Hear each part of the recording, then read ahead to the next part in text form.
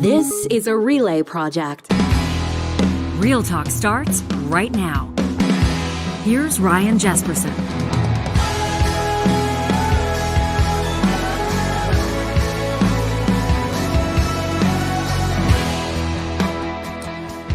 It's the last day of May. It's the morning after the Alberta election, and the eyes of the nation still on the western province that drives much of Canada's economy. Welcome to Real Talk, proudly coming to you live from Edmonton, Alberta, Alberta's capital city, the city of around 1 million people that voted nothing but NDP MLAs. Now, what does this mean for Edmonton, in a province that will be governed by a united conservative government, by an MLA premier out of southern Alberta that has said that she'll get her take on issues that matter to Edmonton from a consortium, if you will, a panel of failed united conservative candidates, the ones that didn't win but are based out of Edmonton. We're going to dig into this today, and not just the focus on the government, on the United Conservatives, but as well the official opposition. As NDP leader Rachel Notley pointed out on election night, on Monday night, it's the largest opposition party in Alberta's history. But do you really care about that if you're an NDP supporter? Isn't right now the initial sting still so very visceral? Isn't it salt in the wound to start talking about things like what do they do in opposition, or what does the future of Rachel Notley look like, or are there other leadership contenders in play? If you're an NDP supporter, you wanted to win this thing. You were expecting to win this thing, and you didn't. So where do you go from here? What does the political landscape look like over the next 3 or 6 or 36 months? We're going to get into it today with the lead columnist for Canada's National Observer. That's Max Fawcett. He's been writing a whole bunch about this. And Johnny, he's the former editor of Alberta Oil magazine as well. So I want to talk to him about our conversation with Dr. Mark Crawford yesterday from Athabasca University, who made an important and obvious point. He did. That while both Notley's NDP and Smith's UCP promised to Albertans, they didn't put it like this, but they promised that they'd both spend a whole bunch. Yes. Of course, their ability to do that and stay out of deficit relies a lot on the price of oil. Oil dipping yesterday down below $70 a barrel. If anybody can understand this in layperson's terms, lay it out for us. It's Max, and so we'll go there. Amazing. This episode of Real Talk is presented by our friends at Rello. Are you thinking about a career in real estate? I mean, at one point or another, who hasn't, right? If you want to find out more about becoming a real estate agent, it's so simple to simply visit Rello.ca. That's RELO.ca. Why? Well, Rello offers better real estate training, professional expert webinars, entertaining podcasts, and excellent customer service. Rello's content is targeted so that you can meet exam criteria, and here's the rub, in the quickest amount of time. Who doesn't want to make it happen right now? Rello will help you learn anytime, any place, at your own pace. There's honestly no better time to start your real estate career. The market's healthy right now, and there's no better place to do it than Rello.ca. We continue to underestimate Danielle Smith, and she keeps pulling it off. A year ago, wouldn't have thought that she'd take the UCP leadership. A lot of people got that wrong. 6 months ago, people thought that the NDs had a clear victory ahead of them. Did the UCP win this election, or did the NDP lose it? I don't know that the UCP ran a great campaign, but I don't think the NDP did either. For a lot of people, it was missing a shot on an empty net. That was Edmonton City Councillor Sarah Hamilton on this show yesterday. And by the way, if you're not following Real Talk RJ on Instagram and Twitter, make sure you do so you can catch more highlights like that, all deftly edited and presented by the show's intrepid technical producer, John Hicks. Oh, thank you very much. And I'm so stoked for, I often don't use the animal analogies, but today I'll say Max Fawcett is going to be like a bull in a china shop when he gets on the show here today. Well, let's see if he is. I want to find out if he believes that the NDs missed a shot on an empty net, if the United Conservatives won or if the NDP lost. Max Fawcett is the lead columnist for Canada's National Observer and a good friend of this show. It's nice to see your face again. Yours as well, Ryan. And I do want to apologize for my early 2020 quality Zoom background here. We're actually in the middle of a move, and this is the only space in the house that I could find that was not in total chaos. So again, apologies to the viewers. Okay, well, most people will be listening on the podcast, so for their benefit, let me let them know that you're joining us with the background of sort of a loosely made bed. The bed making is akin to like sort of like Brad Pitt's mid-90s hair. It's like it's neat, but it's also intentionally just the tiniest little bit messy. I like where you've gone with that. I personally, the first 2 seconds I saw it, thought it might have been an homage to Charles Adler. I mean, everything I do on some level is an homage to Charles Adler. So take that for what it's worth. Yeah, so there you go. Well, congratulations on the move. There's probably metaphors that we could find and explore about packing boxes and moving and new territory and all that kind of stuff. But why don't we get right into it? When we posted Councillor Hamilton's take yesterday, some people agree and some people very strongly disagreed with her assessment that the UCP didn't necessarily win this election in so many ways as the NDP lost this election. I mean, we know what the result is, so maybe we're splitting hairs here, but what's your assessment? I don't think the net is ever empty for progressives in Alberta. I think, the net is filled with these bricks that have been put there, sort of by generations of conservative voting and conservative leaning media. So the window for them to win was always smaller than an empty net. But, I think the Conservatives ran a pretty good campaign. I mean, it was a cynical campaign. It kept the leader basically invisible, hidden from media. They made very few announcements. They really just kind of let the NDP play their hand, and the NDP played their hand really badly. I think going into the campaign on day one, they had a good chance to win, and I don't really understand why they didn't learn the lessons from 2019, which is, in 2019 they made it all about Jason Kenney. They made it all about emphasizing his negatives, how terrible he was, all of the bad things he'd said in the past. And look, fair game, that happens in every election, but they didn't do a very good job in 2019 of explaining their own record, of championing the good things that they did while in government. And they made the exact same mistake this time. They barely mentioned the things they did while in government. It really kind of felt like they were the incumbent, defending their record rather than the UCP, which has been in power for 4 very difficult and tumultuous years. I was listening to a CBC podcast last night where the Conservative campaign manager, Steve Outhouse, said that the corporate tax increase announcement was a gift from the NDP. And I could not agree more. I don't understand what they were thinking with that. It makes no sense to me at all. I have a column about it today. I'm sure I will be talking about it for months to come. One of the biggest blunders, I think, in Canadian political history. And it's a blunder that the NDP has made before. They made it in 2015 with Tom Mulcair. Their fixation on trying to prove to people that they can balance budgets, I think has cost them more than 2 elections, at least at this point. And I really hope that they go and learn something from this, because if they come out in 2027 or whenever the next election is and say, hey, look, we're going to balance the budget, they're just going to lose again, because that's not what people vote NDP for. So are you saying that it's a legitimate perspective, that it's a winnable position to refuse to promise or to ignore the appeal of presenting a balanced budget? In other words, to say we might not balance, we might run perennial deficits. You think that's a winnable position? Well, I think we saw in 2015 at the federal level that it is a very winnable position. Mulcair's NDP came out, said, look, this is how we're going to balance the budget. We're fiscally prudent. We're not going to overspend.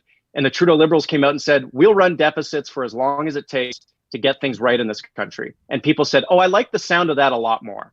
I think when you ask people about deficits and balanced budgets in a vacuum, they say deficit's bad, balanced budget's good. But in the context of a campaign, in the context of making choices about their own life, that's someone else's problem. And so I suspect the NDP polled on which people prefer a corporate tax hike, a personal tax hike, or a sales tax. And in that menu of choices, a corporate tax hike sounds better to most people. But when you drop it into the middle of a campaign where you have a reputation, fair or not, of being bad with the economy, and you have a media environment and certainly a political party that is going to weaponize that announcement to sort of reactivate people's fears about your economic stewardship, you're handing your opponent a sharp stick, and they're going to hit you over the head with it many, many times. And that's what happened. Yeah, I mean, both numbers presented by both parties are accurate. The NDP, I think, when you present it, I'm not an economist, obviously. I'm just someone who tries to keep his finger on the pulse of the public to try to understand how things are landing and how things are going to play. If you say we're going to raise the corporate tax rate from 8 to 11%, people go, yeah. But if you're a conservative who's opposing an NDP candidate, and you rightfully point out that represents a 38% tax increase in that context for corporations, it's a whopper of a number. And I think it makes it quite easy to oppose that proposed rate, to say, if you were a business owner, or if you were somebody that was staring down a nearly 40% tax increase, what types of confidence would you have in your government? What might you expect with regards to economic stability? And what types of tough decisions might you make? And I actually am surprised the Conservatives didn't hammer that harder. Maybe they felt like they didn't need to. Maybe they felt like they hit that nail on the head just right. But I agree with you. I think that might have been the number one issue that the NDP failed to see coming. Yeah, it's astonishing because people had been warning them, including, me and Evan Scrimshaw on your show a few months ago, that they needed to have an economic story to tell people. And the economic story that they told Albertans in this election was, we're going to raise taxes on corporations. We're going to make it harder for big business. And we're going to play into the narrative that conservatives have been telling about us since 2015. I don't know who thought that was a good idea, but they should never be allowed anywhere near a political campaign in this country again. It would be the equivalent of the UCP coming out mid-campaign and announcing that they were striking a panel on privatizing healthcare, right? So, suddenly all of the NDP's warnings that they're coming for your healthcare, they want to privatize your healthcare, then they'd be able to go, see, we were right. And it was the exact same thing on the NDP side. It was proof of all the things that conservatives had been saying, again, mostly unfairly, about the NDP's economic record for years. So it's so frustrating to watch.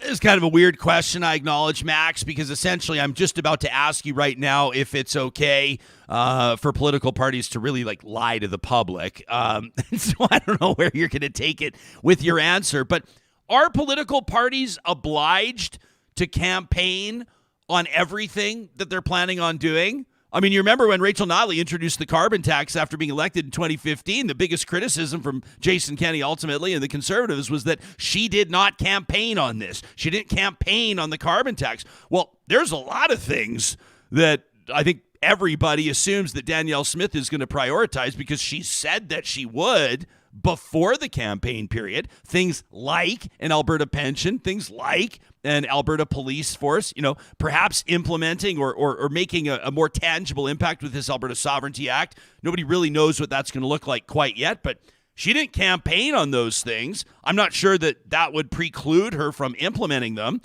Did the NDP have to campaign on increasing the corporate tax rate, or could they have just done it after they got elected? What do you think? Yeah, I mean, no, they didn't have to do it. Politics is not fair. Politics is not, this gentlemanly, rule. What is it? The Marquess of Queensberry rules or whatever it is. This is not a fair fight. It is the way it is. And I've heard some people complain. The deck is stacked against the NDs. They don't get enough credit for their economic policies, and that's 100% true. And too bad. That's the way it is. You got to play the hand as it's laid out. And so, no, they didn't have to talk about this. What they could have done is done exactly what Danielle Smith and said, we will table this for after the election when we can talk to, the right experts and sit down with the business community and really find out what they think is best and what we think is best. And we'll come to an agreement. You punt. Punting is a perfectly valid move in football. You don't have to try to throw a touchdown on every play. You would lose every game you played if you ran your offense that way, and it's the same thing here.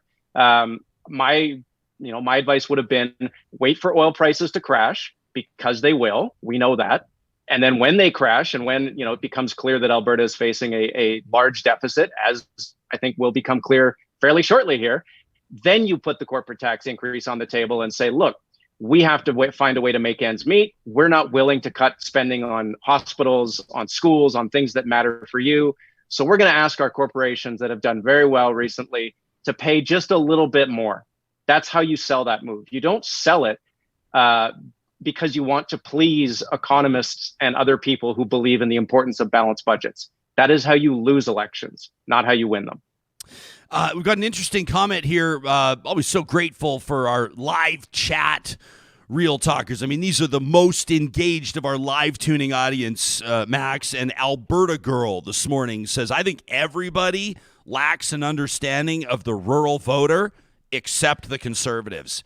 Is that a fair comment? Did the NDP lack an understanding of how to speak to or reach rural voters? I know nobody wants to sit here and say, no, it's a lost cause. They're not going to win in rural areas.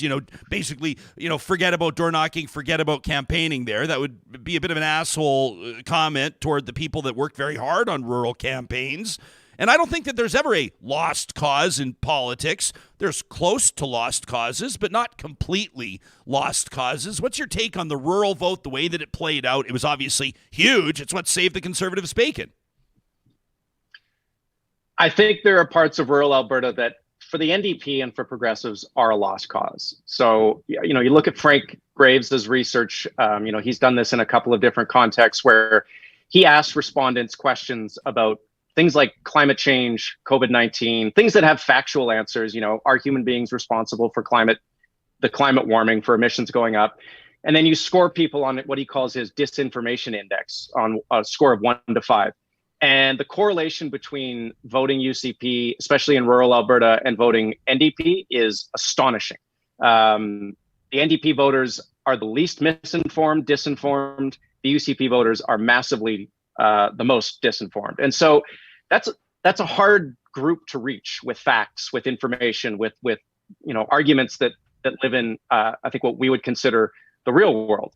But I think there are big parts of non-urban Calgary and Edmonton that are very much available to the NDP. You up in Edmonton, surrounding Calgary, in Red Deer, in Lethbridge, in Medicine Hat, in Grand Prairie.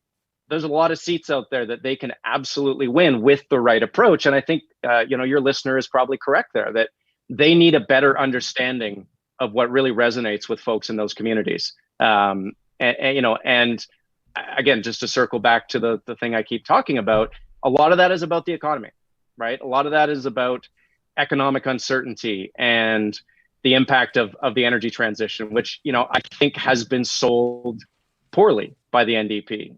It has not been communicated in a way that gets people a little bit excited about it, gets them thinking of opportunities. It has sort of more been sold in a you should know better and this is best for you kind of language. And that just doesn't work. So they have time to think about how they can get their message out in these communities in a way that connects with people.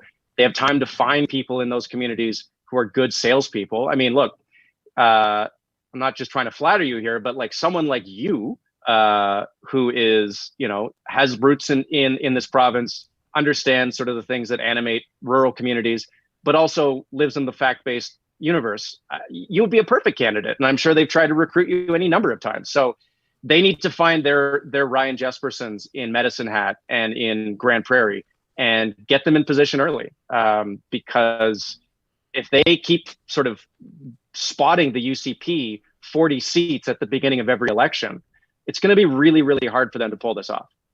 We're talking to Max Fawcett. Max is the lead columnist at Canada's National Observer. And for those of you that, again, are listening to the podcast, I'll let you know that Max is slyly enjoying his morning coffee from a Raki Pancholi coffee mug. And we're going to invoke Raki's name a little bit later in our conversation as we muse about potential future leaders of Alberta's NDP. But to be clear, Rachel Notley has not resigned. And we're going to get into that in just a second. In the meantime, Real Talkers, were you tuned in yesterday? Have you checked out our episode, The Secret to Danielle Smith's Success, Why She Won? One of those interviews was with Athabasca University political scientist Dr. Mark Crawford, who joined us. And we talked about populist politics, and we talked about playing fast and loose with the economics of it. And both parties made big promises on spending. Mark, Professor Crawford, gets into the implications of oil prices dropping. It's an episode well worth your time. That was presented by our friends at Athabasca University. That's Canada's open university, who want to remind you that if you're looking to set yourself up for success in a competitive but emerging job market, if you're excited by the opportunities that you see around you, but you know you need to sharpen up your skills a little bit, get up to speed on where industry is going, you're going to want to take 2 seconds right now to check out athabascau.ca. It's sure to have something that meets your needs, your ambition, and here's the best part, fits your lifestyle. Get a Canadian education online with Athabasca University no matter where you live. AU is designed to fit your life for ambitious people everywhere looking for more flexible approaches to higher education. You can get started today at athabascau.ca. Now, if you're already schooled up, if you've got your ticket as a journeyman electrician, or maybe you're still figuring it out as an apprentice, Kubi Renewable Energy would love to hear from you because they're hiring right now. You can check them out online, including the projects that they're working on, residential, commercial solar power systems across Western Canada, BC, Alberta, Saskatchewan, Northwest Territories. They're working in the mountains. They're working on the prairies. They're helping Canadians achieve their sustainable energy goals. Plus, they've got great incentives for new employees looking to be part of the green energy movement. You can apply to join Team Kubi today. Get started online at kubienergy.ca. Friesen Brothers has been a staple in Alberta communities for more than 65 years. As a matter of fact, you know they're coming up on their 70th birthday, still family owned, a really remarkable success story. Well, every month, Friesen Brothers introduces a new Family Essentials Easy Family Meal Solution. You can find it online at friesen.com. That's Freson. These are simple but interesting recipes that can be made using products featured in the Family Essentials flyer. And of course, we're just entering barbecue season. That means a lot of grilling and camping tips. And this month's Family Essentials, from marinades to ideas around s'mores. Yeah, I know that will get your attention. You can, again, find the full flyer online at friesen.com. Oh, and by the way, speaking of companies, Real Talk sponsors that are hiring, same goes with Apex Automation right now. They're looking for Canada's most skilled engineers. Is that you? Electrical, instrumentation, computer science, process, mechanical? What about an electrician or an instrument tech? Apex is looking to bolster their team, both right here in Alberta and BC, as well as in their new field office in Houston, Texas. They're working on exciting projects in engineering, fabrication, automation, plus this is a company that truly and strongly believes in the power of its people, and the evidence is everywhere. You won't find a corporate culture anywhere else like you will at Apex Automation. As a movement, we have grown our support in every corner of this province. I'm very pleased that we will be welcoming at least 10 more MLAs to our caucus.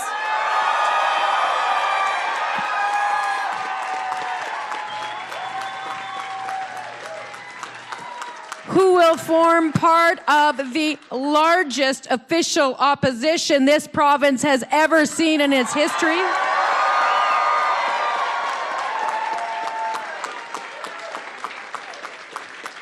And that as a party, we earned the largest percentage of the popular vote in our party's history.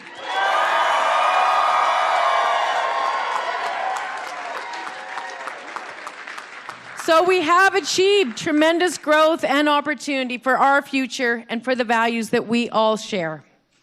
However, tonight, I also know that we are all very deeply disappointed in the overall result. We had all hoped for a different one. That was Rachel Notley on election night delivering her concession speech. This after the NDP did certainly achieved some wins, Max. There's no doubt about that. The votes are up more than 100,000 over 2019. They knocked off some high-profile former UCP cabinet ministers, including the Minister of Health, Copping, and the Minister of Justice, Shandro. Those are two big ones. They saw wins in some of the so-called donut ridings, or the bedroom communities, if you will, in the big urban centers. That was all part of the playbook that the pundits said the NDP would have to follow. And when it all comes down to it, like you write about in your column, and people can check it out again at nationalobserver.com, Rachel Notley's NDP needs to finish the job. 2,500 more votes, or even 2,000 votes total in the right ridings in this election would have a completely different outcome. But it sucks to lose. And at the end of the day, you either win or you lose. Try to pick the brain of NDP leader Rachel Notley and her inner circle right now. What do you think they're thinking? I mean, I'm sure that, like she said, they're disappointed. My sense in talking to some people on the campaign was I don't think they thought they had it on Monday, but they thought they had a good shot. It was sort of, you're in poker and you're hoping for that inside straight draw, right? You're not counting on it, but you hope that it comes. And the cards just didn't quite turn in their favor. Like I said, they have a lot to look in the mirror about here on this campaign. I think the lack of an economic message was crippling. The relentless focus on Danielle Smith, I understand it, but it really never felt like they were giving people as much to vote for as they were giving people something to vote against. And, just a head scratcher, because they came out with their economic platform and buried at the back of it that they would move the $10 a day daycare timeline up by a year and also have $10 a day after school care. That's a huge win for parents. That's a huge win for parents in the ridings that they needed to flip. And they barely talked about it. So I just don't understand some of the choices they made. I think they overestimated Rachel Notley's popularity in Calgary. Now, certainly the UCP's relentless attacks on her drove that down, but she's not as popular here as she is up in Edmonton. That is just a fact. And they had a lot of really great candidates that they could have profiled a little more, that they could have given a little more shine. Najwan Al-Junaid, who appears to have won in Calgary Glenmore, hugely talented, hugely impressive person. And it just never really felt like they elevated their candidates to the extent that they needed to. So, they've gotten a lot of Calgarians to vote NDP for the first time. They'll be comfortable with it. They know they didn't turn into a pumpkin. They know the world didn't collapse because they ticked the orange box rather than the blue box. And, they have the conditions in place to win next time. We're doing an electoral redistricting at some point in the near future that should add more seats to Edmonton and Calgary. The economy, as we know, it was booming right now, and booming economies usually are good for the incumbents, but it may not be as boomy next time. And as I wrote in my column, Justin Trudeau might not be prime minister. That would take a huge card out of the UCP's deck. If they suddenly had to talk about Prime Minister Poilievre, they can't play that entire anti-Ottawa shtick. We're going to defend you from him. We're going to defend you from his terrible energy policies. Well, guess what? If it's a different prime minister, there's nothing to defend people from. So I'm not sure if she should stick around or not. That's obviously her call and the party's call. In as much as there are talented people who could replace her, there are also people who could bring the NDP back to their 5 to 10 seat level. I think there are some potential leadership names I've heard floated that would be absolutely catastrophic down here. A total Hindenburg level disaster. Like who? They need.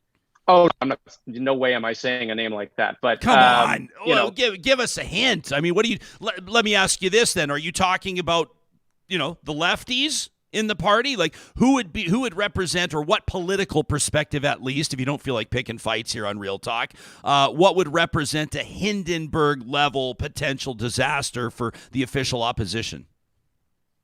Yeah, more of the left of the party. Up in Edmonton, more aligned with sort of the public sector and more divorced from the business community, the economic sort of wheelhouse down here in Calgary. I just think they need a candidate who can speak that language in a way that's convincing. Now, my former boss, Shannon Phillips, who has been their finance critic for a number of years now, she is amazing. She is more fluent on the economy and energy than I would submit anyone in the UCP right now. And she would make a fantastic potential leader. But, that's for them to decide, not for me. I just think they need to bear in mind that if they're going to replace Rachel Notley, they need to make sure they're replacing her with someone who can win more seats in Calgary and more seats in sort of the outer suburbs, exurbs of Edmonton, Calgary, and the other smaller cities. They don't need to win more seats in. Sorry, Max, I didn't mean to step on your toes. I know that a guy like you doesn't just accidentally or willy-nilly choose his coffee mug to come on a show like this where thousands of people are going to see it. You're drinking coffee from your Racky Pancholi mug, of course, the popular MLA from Edmonton, Whitemud, who is always on the short list of anybody, I think, who knows Alberta politics if they're talking about potential successors to Rachel Notley. Why'd you choose that coffee mug today, Max? Just you pull one out of the cupboard. And, no, you never know what's going to happen. No, I don't believe it for a second. All right, you think? Well, look, I am a fan. I think she's exactly what they need. I think she has the right combination of ability to communicate, in touch with sort of the right issues, young, social media savvy. Full of energy, speaks to, I've seen her down here in Calgary. She is a fish in water down here. I think she would be very popular. And look, if anyone wants to try to say that a woman of color can't get elected in Calgary, look who our mayor is. Calgarians are much more progressive than I think sometimes people up in Edmonton give us credit for. They just need to speak the language of the economy and of jobs. And I know Rocky can do that.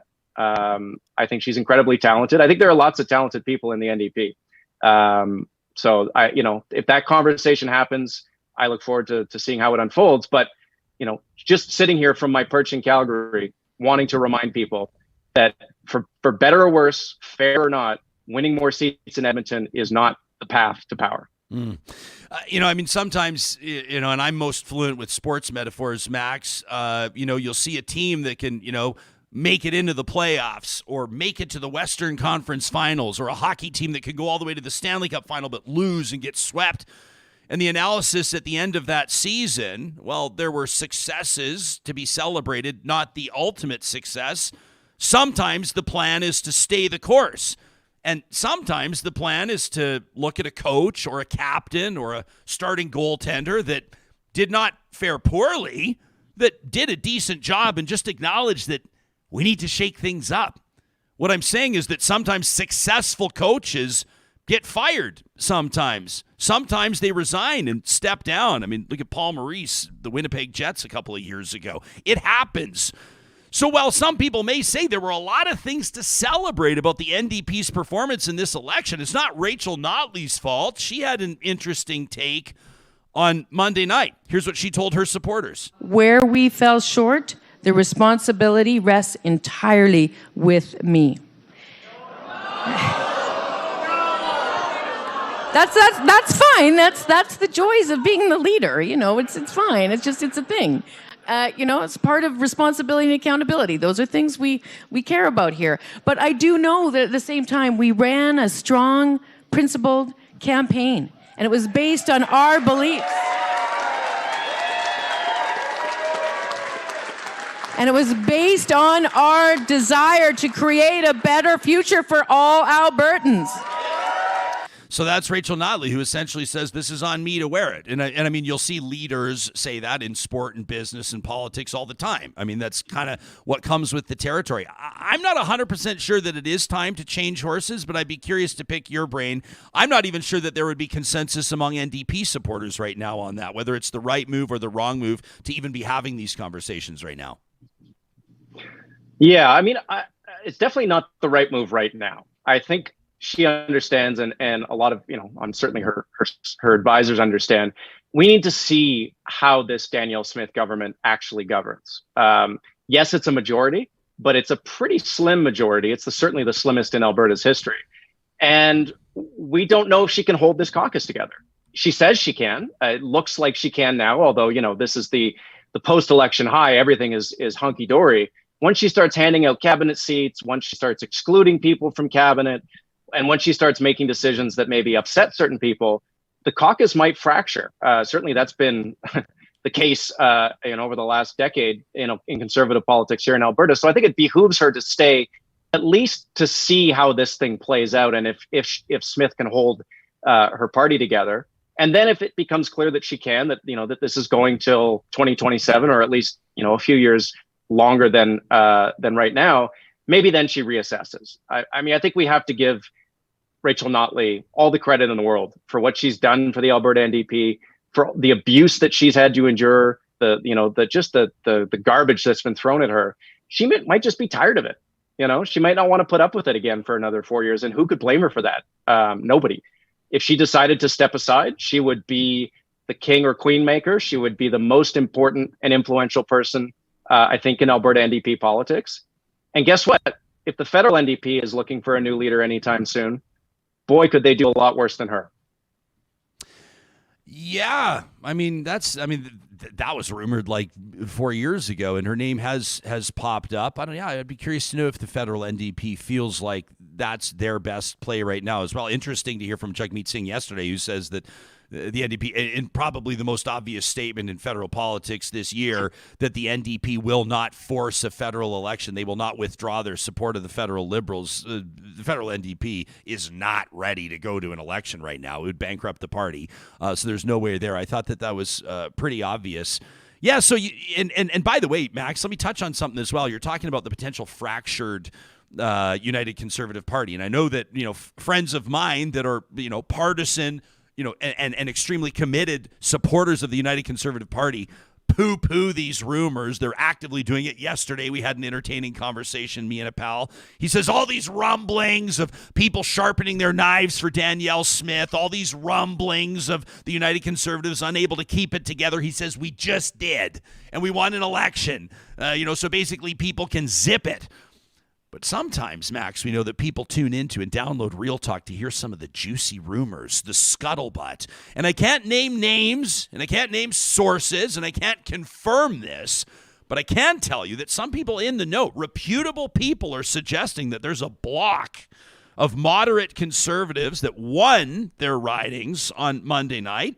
The numbers are estimated to be between 8 and 12 that would, or maybe are, considering breaking off in a way. It would be kind of like the opposite of the Tea Party in the U.S., where you have a block of moderates that break away, not to say they necessarily leave the party or start a new party, but in a way it would be their way to remove, in a sense, the majority status of this government and force policy to stay on the rails. I don't know if you're hearing anything along these lines as well, but enough people are talking about it that I can't ignore it. And boy, would that ever be an interesting development. I mean, that would shake up a lot of cages at the Alberta legislature, to say the least. I mean, you could call them the weak Tea Party. I think it's possible. I've heard the similar things. I'm not as looped into as you are with the conservative movement, but I just don't buy it. It reminds me of what we heard during the Trump era. And I'm not comparing Danielle Smith to Trump here, but all these principled Republicans who were on the verge of standing up to him, and they never did. And I think, certainly these moderate conservative UCP MLAs, most of them are going to get put in cabinet. Most of them are probably going to get pretty good roles. Most of them want to be close to power. They're not the ones that I'd have my eye on. I'd have my eye on the ones like the gentleman who won in Jason Kenney's old riding of Calgary-Lougheed, who believe truly sort of bonkers things. So bonkers that Danielle Smith can't put them in cabinet. And once they're not inside cabinet, they're going to start to get annoyed. They're going to get disgruntled. They may decide, in the same way that Drew Barnes eventually peeled off, that they can't abide whatever it is that Danielle Smith is supporting. And we don't know what crises she's going to face. No one saw COVID coming for Jason Kenney. On the same token, we don't know what is coming for Danielle Smith, but she's already admitted that she doesn't do well under pressure. That the Nazi comments, stuff like that was because she was, under pressure, having a hard time. So what is going to happen when she has a hard time as premier? Where are the fractures going to sort of open up in her coalition? I suppose it could be the moderates, but I would not bet a single solitary penny on that happening. You can read Max's columns at nationalobserver.com. The one that he's talking about right now, it was published just this morning. Rachel Notley's NDP needs to finish the job. Max, I'm going to scroll right down to the closer on your column here, and I want to read this to you because I'm not sure I 100% agree, or at least I'm not sure that there would be consensus in Alberta. You say, so no, Monday wasn't the result Alberta's NDP was hoping for, but it could easily set the stage for a much happier election night yet to come. You write, they just need Rachel Notley to keep the faith, learn from the campaign's mistakes, and finish the job. Sure, it's an optimistic analysis, but there's a lot of people that believe that this was the last chance. Now, I mean, a lot can happen in politics, obviously, and you and I will talk about oil prices in just a second. I mean, this Conservative government has vowed, they've introduced legislation that they will not run deficits. So if oil tanks, or like you're saying, when oil tanks, they could find themselves with their back against a wall. That in just a second. But a lot of people are suggesting that this was the time they had to do it. You know, you had people questioning the competence or the readiness of Danielle Smith based on some of her comments. The poppy comment was a tough one for her to navigate. There were the candidates like in Lacombe Pinoca.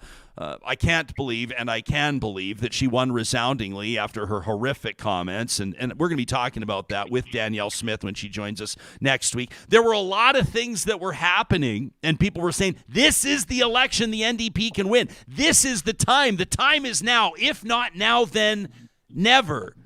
You don't necessarily subscribe to that, though. I don't. I think from a leader perspective, it was a very good opportunity. From a macro conditions perspective, which more often than not is what drives election outcomes, it wasn't very good. The economy's booming right now. The government just posted the biggest surplus in Alberta history. No thanks, by the way, to anything the government did. They just, won the lottery on oil prices, but they were able to use that money to, really reinvest in a lot of areas where they had been cutting. And it's difficult to lose an election when oil prices and oil revenues are as high as they are. So I don't think that's necessarily going to be the case in 2027 or whenever the next election is. The notion that, if Danielle Smith gets pushed out, there will be a more moderate or less combustible leader.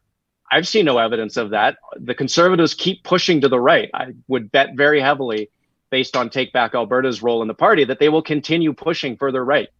They may find Danielle Smith's pro-choice policies to be a bridge too far for them. They may find her empathy to be, not attractive, and will find someone who is perhaps less sort of willing to listen to all sides. So I think the leadership side of it could be just as favorable for the NDP in 2027. We have the redistricting, which will add seats in their strongholds. And we have people moving to Alberta every day. Thank you, Jason Kenney and the Alberta's Calling campaign, who are from Toronto, who are from Vancouver, who are from these more moderate parts of the country, who did not grow up being weaned on conservative politics at the breast. They are all potential NDP voters. The passage of time and the movement of things forward is good news for the NDP. So, I can see why people are disappointed and pessimistic about the next election, but I think structurally the conditions are probably going to be much, much more favorable. Can we talk oil prices? Like, I know for a lot of people, this is kind of always people go like that. This isn't like the most exciting subject, but it's actually relevant to everybody, and more relevant in Alberta than anywhere else in Canada. And I assume most people know this, but let us just say that when a finance minister puts together a budget, when a government releases its budget, most especially in Alberta, one of the first things that journalists and members of the public will look to is where are they forecasting oil prices to be, right? And this Alberta budget right now, for people, it comes in just under $80 a barrel, approximately about $78 a barrel type thing. And that's where it bases, obviously, its huge revenue projections, and then revenue is obviously relevant to their expenditures. And the two of those in that relationship determines whether or not there will be a deficit or a surplus. I'm definitely oversimplifying the process, but here's why it matters so much.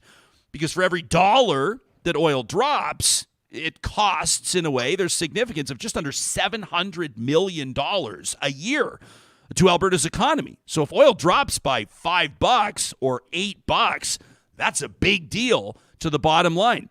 Most especially because this Conservative government, this party, has promised Albertans, it's written itself into law, that it will not run deficits.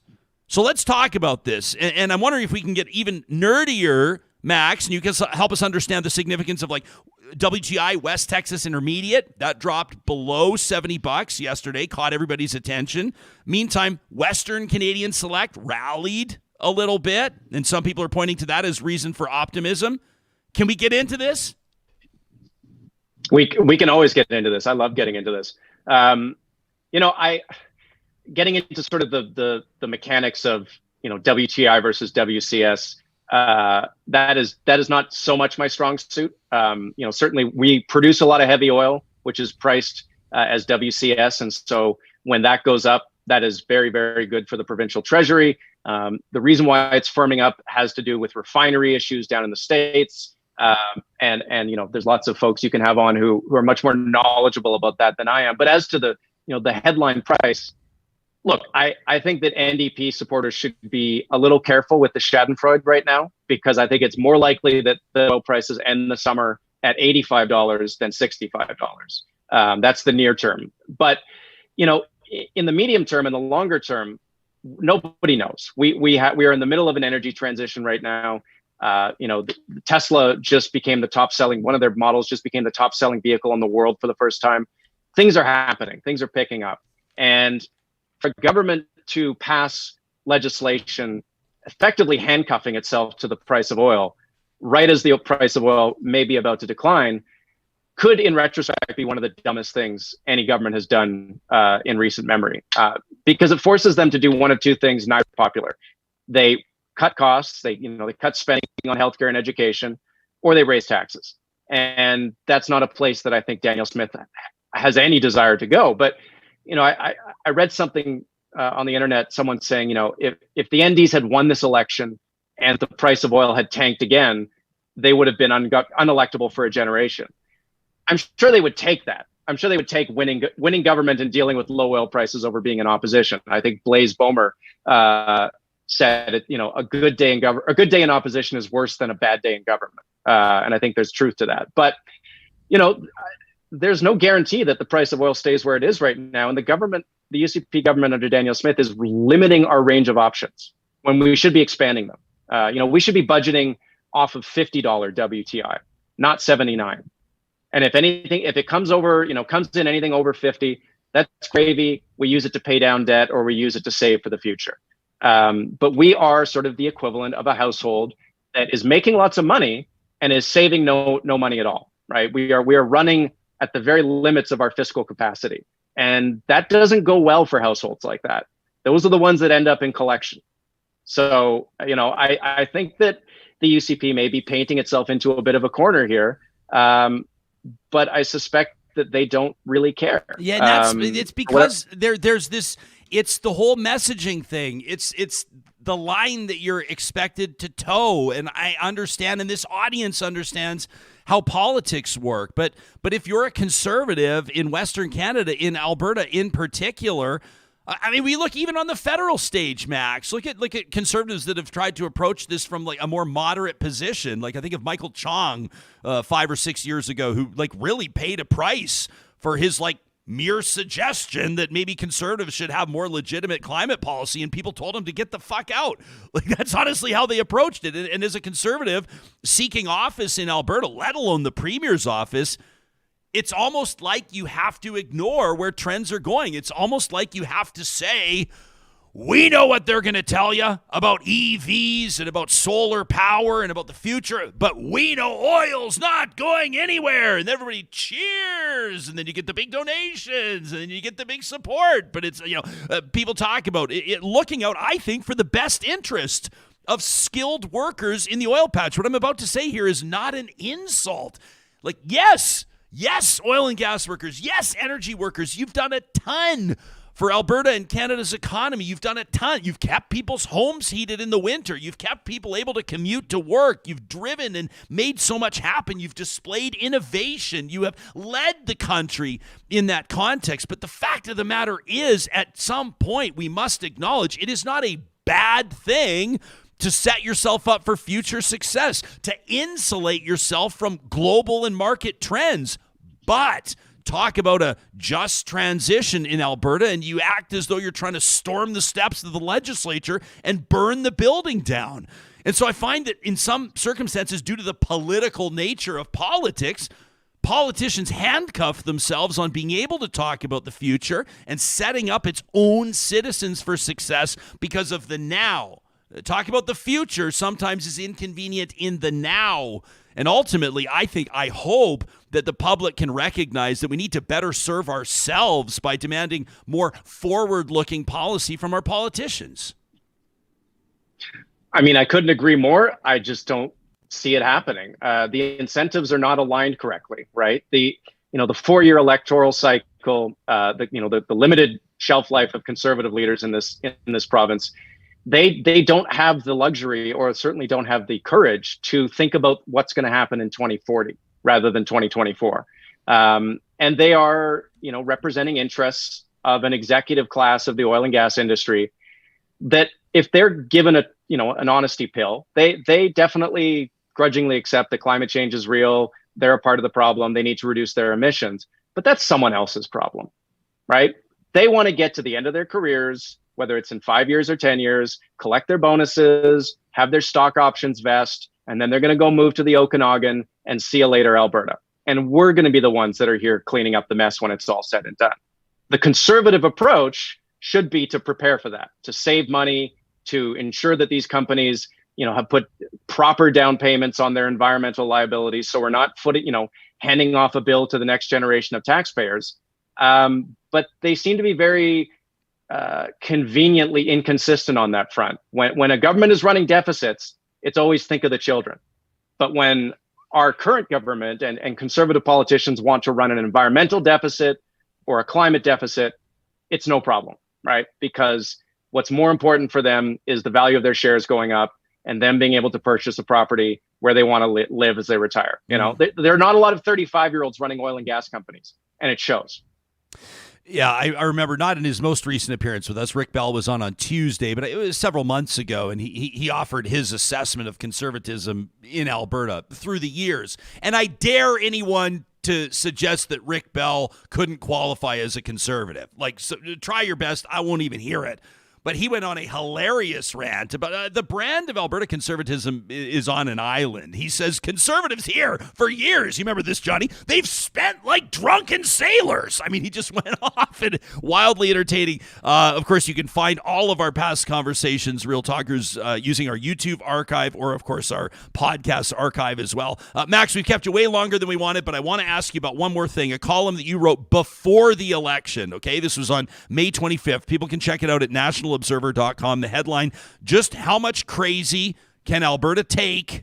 You say we're about to find out. Now, this is ultimately going to be the question, and this is no disrespect to Danielle Smith when I ask who's pulling the strings in the Premier's office, because her answer would probably be me. But it's alleged, it's asserted by this influence group, Take Back Alberta. I'm going to be talking to their leader, David Parker, next week, by the way, so circle your calendars, everybody. Subscribe to our weekly email. We'll let you know once we confirm which day it will be. I think it's safe to suggest that's an episode of the show you won't want to miss. But there's two fronts of accountability here for Danielle Smith. On the one, the SOCONs, represented by Take Back Alberta, that have infiltrated and now control the UCP board, that control a lot of the constituency associations. They're personally taking credit for getting rid of Jason Kenney and forcing the election. And then you have the moderates. You have the moderates that are worried about the future of the party, that are worried about the reputation of the party, that might actually, and I'm being facetious, of course they do, many of them, care about the people impacted by political policy. So the question is, who wields the stronger influence? And ultimately, performance-wise, on the job, what are you expecting to see from Danielle Smith? We'll find out. I think that's sort of the question that everyone's trying to ask, whether they're pundits or just regular Albertans, is which version of Danielle Smith are we going to get?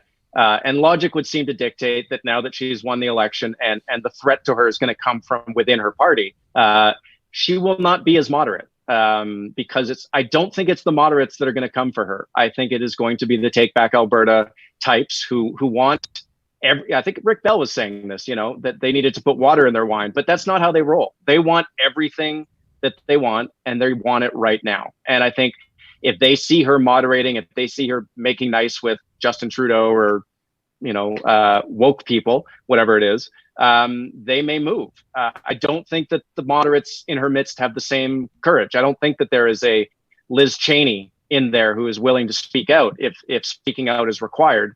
And I think the Take Back Alberta group could even come for those moderates. They could try to purge them from the party the same way that Trump supporters have purged most of the moderates out of the Republican Party. So, that is how I think things will go. But, if there's one thing that Danielle Smith has shown, it's that she's capable of surprising Albertans.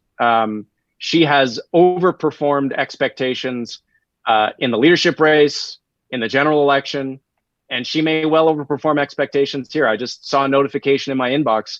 I'm a subscriber to The Line, and Jen Gerson has a column about how she might be the new Ralph Klein. And it's not that crazy. There is definitely a possibility that Danielle Smith is out within 18 months. There is also a possibility that she governs for 8 years. Yep. She is a total wild card in a way that Jason Kenney wasn't. You knew who Jason Kenney was. He was incapable of learning. He was incapable of evolving. He is who he is. I don't think that's true of Danielle Smith. I think she is capable of growing, of changing, of moving, both forwards and backwards. So, I think as a journalist, it's funny. I had some UCP supporters trying to troll me, saying, "Oh, you must be crying so many tears right now." They're tears of joy as a journalist. They're tears of joy as a pundit, because I couldn't ask for a better situation than having her as premier to write about for the next little while, because we don't know what's going to happen. Yeah, we played a clip on yesterday's show. People can check it out. Why She Won is the name of the episode. And Danielle Smith, in her acceptance speech, I'm sure that most Albertans and maybe most Canadians heard it. She said, "I'm going to make mistakes." She said, "We all know that."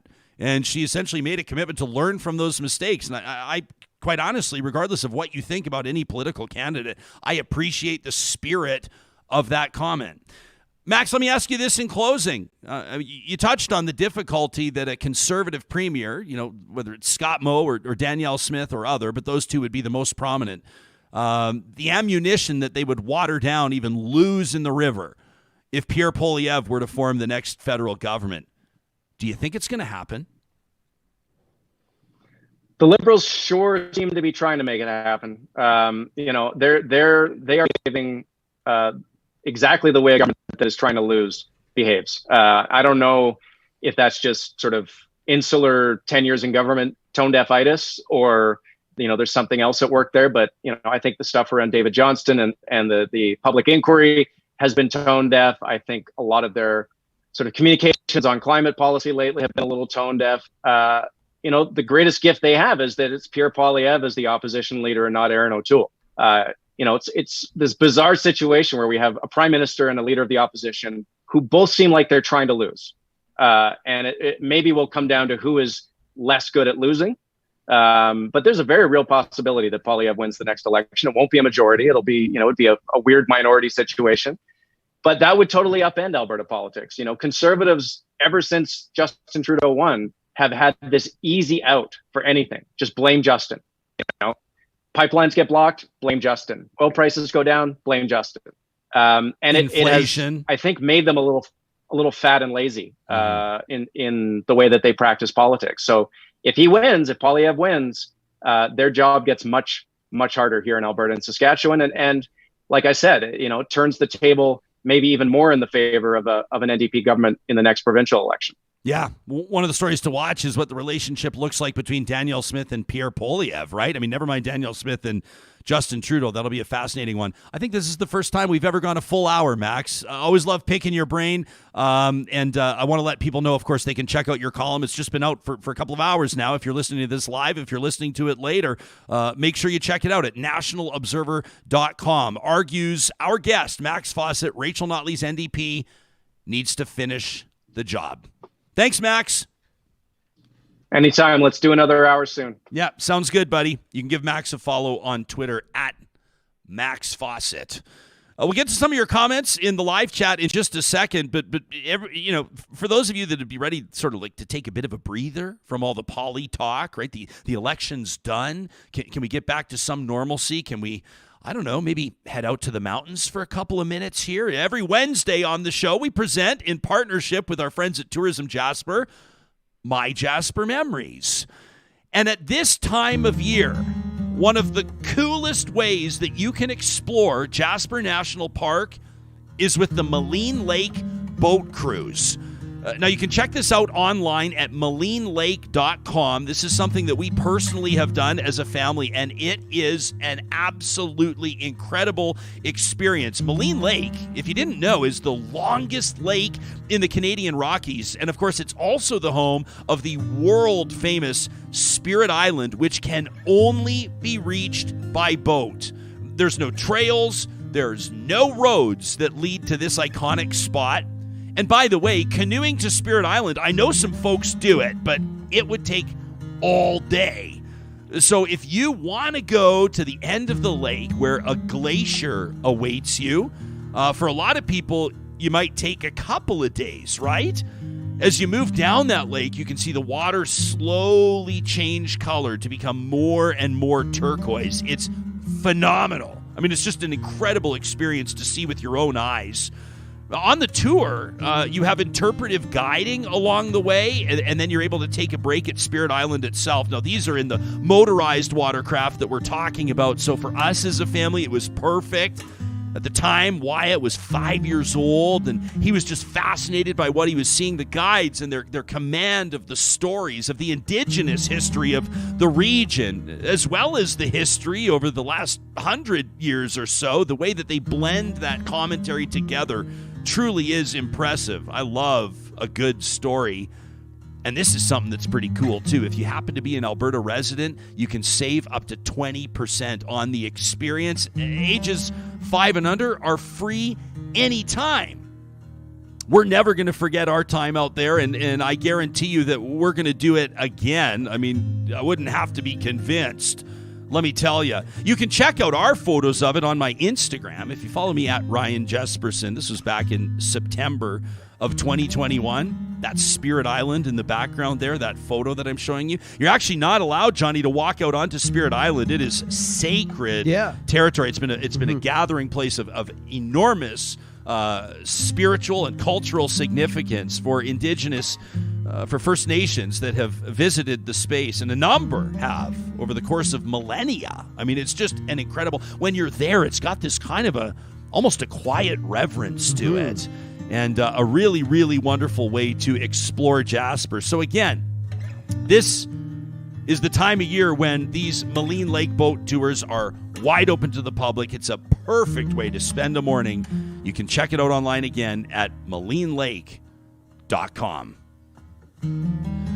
See a lot of people in the live chat sort of with different opinions on what it would take to win rural, or different opinions on what it would take for the NDP to win an election 4 years or maybe less than now. You never know, and this is way too early to start prognosticating when that might be. And then, of course, you're going to light a fire under any talk radio or talk show audience in Canada when you start to talk about the direction that federal politics are going. And no wonder, right? I mean, we're looking down stateside now, and you've got Ron DeSantis and Donald Trump fighting it out, the early front runners, I think it's safe to call them, for that Republican nomination. And Trump's already got his nickname. Did you see yesterday talking about Ron DeSanctimonious? That's the one that he's going to go with. So Trump's throws his former comms director, his former White House spokesperson, under the bus. Kayleigh McEnany ripping her, saying that her performance on Fox News was unprofessional, that Fox needs to go with the real stars. I mean, vintage Trump throwing it out there. And, whether or not that'll be an influence on Canadian politics, I think that it's probably safe to suggest it will be, as it has been over the past few years. So there's a lot of balls in play right now. Well, I'm going to be sending you a lot of invoices for therapy, acupuncture, massage. If Poilievre is prime minister, Danielle is our premier, and Trump is president of the United States. I'm just letting you know ahead of time, Ryan. Okay, yeah, that's fine. We'll keep an eye out for him in the inbox.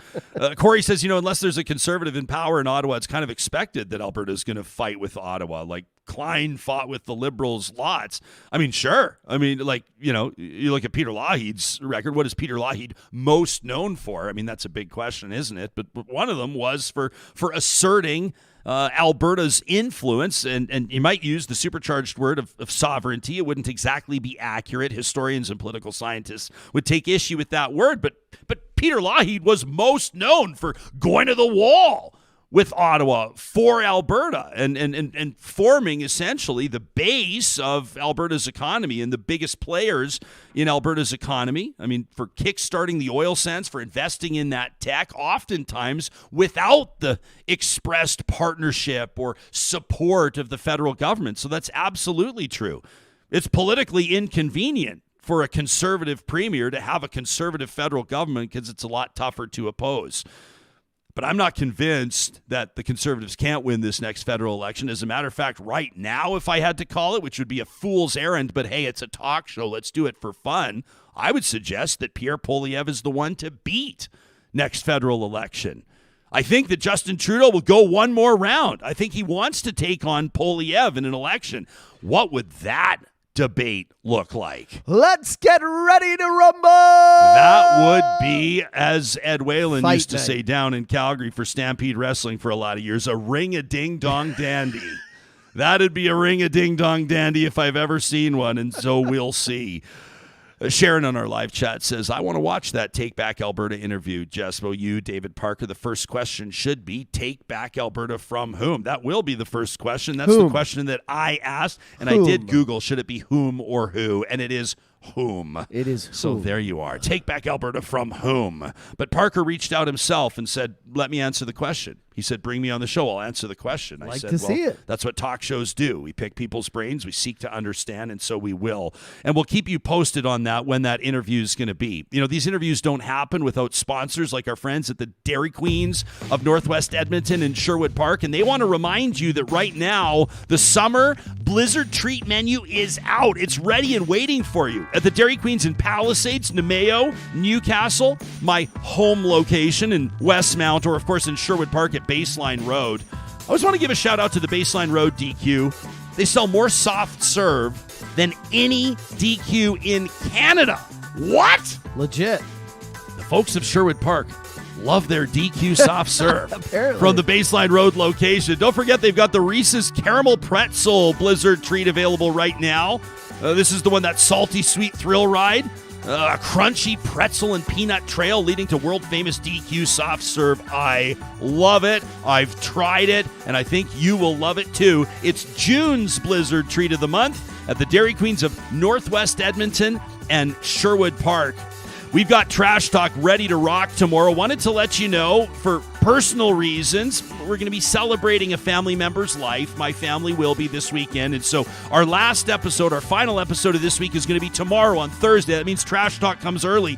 This entire pile of paper, John hates this. I know I got to get the iPad going, John, but it's just easier for me to hold piles of paper. This is Trash Talk right now. Think about the earth. I am thinking about the earth, but at least we're going to recycle these, I promise, after we fire this thing up. Trash Talk's coming tomorrow, which means your deadline to submit to talk@ryanjesperson.com is coming up. And of course, it's presented by our friends at Local Environmental Services. You know, if you're a decision maker for a business or maybe a municipality in Edmonton, Whitecourt, Regina, and area, Alberta and Saskatchewan, you're going to want to take 2 seconds to request a quote at localenvironmental.ca. You could save money, not just that, but get better service as well on your garbage, residential collection, recycling, water hauling, whatever it is. Keep it local with localenvironmental.ca. Do you have an outdoor space that could be brought to life, that needs to be brought to life? Or you may be thinking about selling your home. You got to improve that curb appeal. Or maybe you've got a big anniversary party coming up later this summer and you'd love to get that backyard looking like you know it can.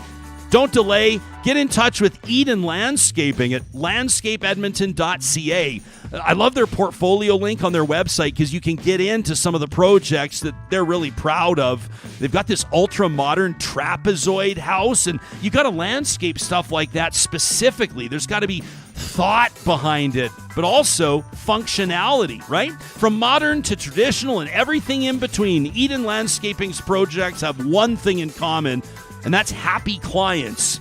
You can find them online today at landscapeedmonton.ca.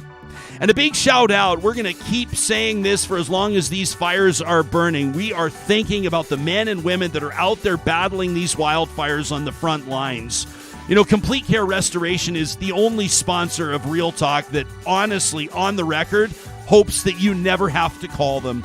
But if you're one of those families that has been impacted by fire, they're going to help you get back on your feet. It's what they've done in communities across the province that have been impacted by wildfire. It's what they've done for families whose lives have been impacted to a great degree by floods. It could even be mold or asbestos that maybe you've just discovered in the middle of a renovation project.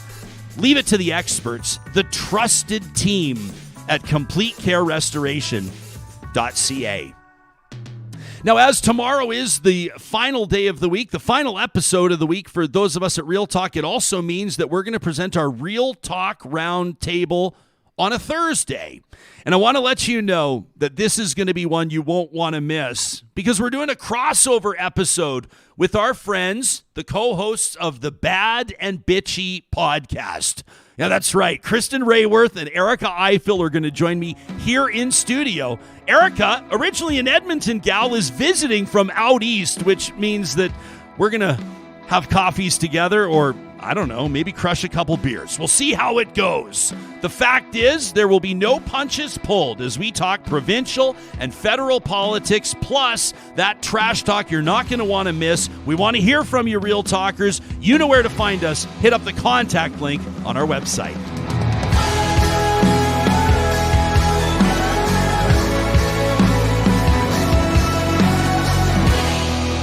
Real Talk is hosted by Ryan Jesperson. Executive producer Josh Dunford.